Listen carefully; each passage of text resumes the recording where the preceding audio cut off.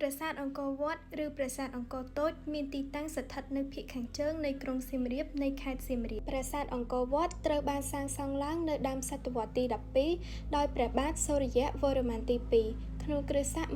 1113ដល់1150ដើម្បីឧទ្ទិសដល់ព្រះវិស្ណុក្នុងព្រហ្មញ្ញសាសនានិងមានទីតាំងស្ថិតនៅក្នុងរាជធានីយសោធបុរៈចំពោះការកសាងប្រាសាទអង្គរវត្តវិញគឺត្រូវប្រើកម្លាំងពលកម្មប្រមាណជាង30,000 នាក់ដំរី 6,000 ក្បាលនិងប្រើប្រាស់ថ្មសរុបប្រមាណជាង10លានតោនប្រាសាទអង្គរវត្តមានកម្ពស់65ម៉ែត្របែរមុខទៅទិសខាងលិចមានក្រឡាផ្ទៃប្រហែល200ហិកតារាងចតុកោណដែលកំណត់ដោយកំផែងព័ទ្ធជុំវិញនិងគូទឹកដែលមានទទឹង200ម៉ែត្របរិវេណនៃកំផែងគឺមានប្រវែងប្រហែល 5.5 គីឡូម៉ែត្រផ្លូវចូលធ្វើអំពីថ្មភក់មានប្រវែងបណ្ដោយ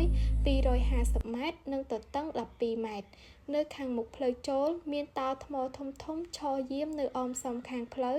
នៅខាងចុងនៃផ្លូវចូលនោះមានគោបុរៈប្រាង្គ3ដែលមានកម្ពស់ខុសៗគ្នាហើយប្រាង្គផ្នែកខាងលើត្រូវបានដួលរលំហើយនៅគោបុរៈនោះមានថែវដែលមានកម្ពស់ជាវូតបន្ទាប់ពីគោបុរៈមកគឺមានផ្លូវមួយដែលមានប្រវែងបណ្ដោយ350ម៉ែត្រនិងទទឹង9ម៉ែត្រធ្វើពីថ្មភក់និងបង្កាន់ដៃនាគនៅអមសងខាងផ្លូវ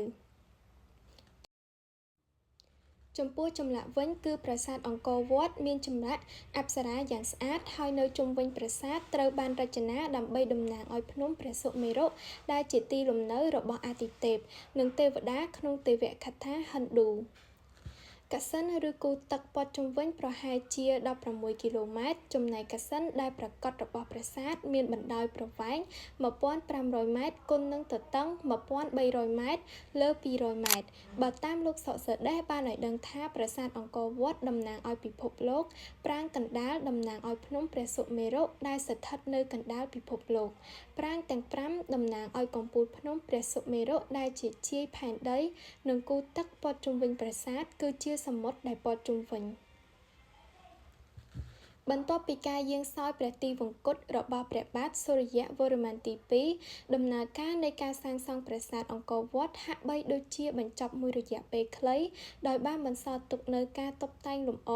ចម្លាក់លៀនស្រាលៗដែលមិនទាន់បានបញ្ចប់នៅឆ្នាំ